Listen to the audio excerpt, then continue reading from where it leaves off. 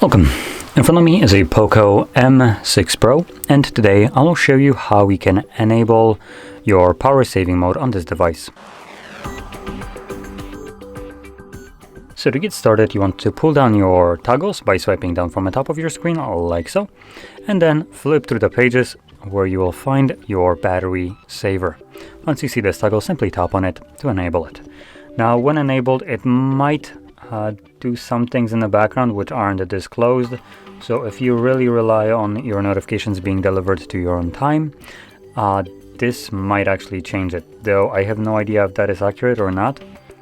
So if you experience that your notifications are being delayed in delivery or just not being delivered to you at all when you're not using the device, then this is the power saving mode trying to save power.